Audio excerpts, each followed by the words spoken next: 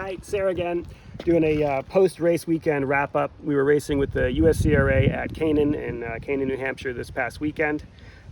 These are three of the bikes that were brought out under the Nova umbrella. This one here is a 1965 Yetman-framed Honda Superhawk motored 350cc race bike.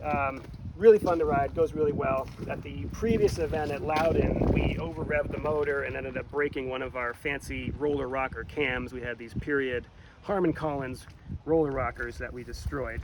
So we put a new a stock cam and rockers back into it for this weekend, got it back together. The few hiccups of it, not wanting to wake up properly, but it did get out there for a couple of races, had a good time. Our buddy Isaac Geronimo was racing it and got himself a third place on it.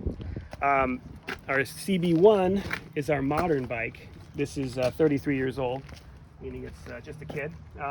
This one had almost no issues throughout the weekend. We run it in the period 4 classes, 400cc double overhead cam, liquid cooled, revs to about 14 grand, makes power only in the upper echelons of the rev range. Super fun to ride, especially on a small track like Canaan. The only hiccup we had with this was a slight fire. The fuel pump, which normally lives here, spontaneously combusted. It had cracked at some point, and then it being an electric fuel pump, a spark happened to ignite the fuel. So minor emergency, got it out, managed to bypass it and run without it, and then went out and got a first place in our next race and our second place in our one after that. So this one had a good weekend.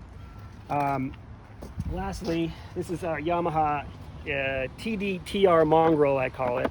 Started life as a 1965 Yamaha TD 1B 250cc road racer. Never saw the street.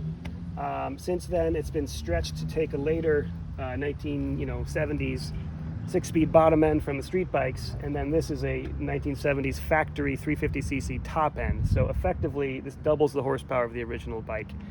This bike has been trying to eat itself alive for a couple years now.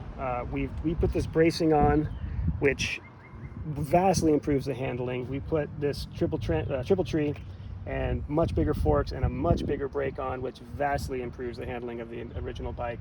But now its biggest problem is it's trying to vibrate itself to death. So we started off the weekend by welding up this exhaust pipe, which had broken right here at the event, last year's last event. And that worked out great.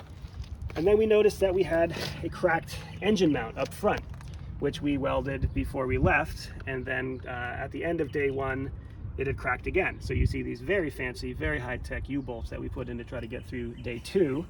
Those held together for as long as they could. Meanwhile, we managed to lose the exhaust, the muffler itself, twice.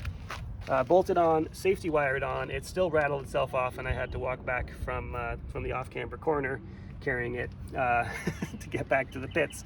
So we put it on with as many bolts as we could, as much Loctite as we could squeeze in, and as many pieces of safety wire as we could to just hold it on there. And it was actually still going great, but the thing that did it in for the weekend was the gas tank cracked. We had it only marginally isolated from vibration, and it wasn't good enough.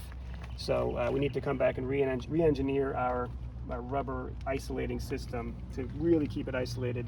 And we're also going to rubber mount the whole motor, because this thing is, again, just trying to crack itself.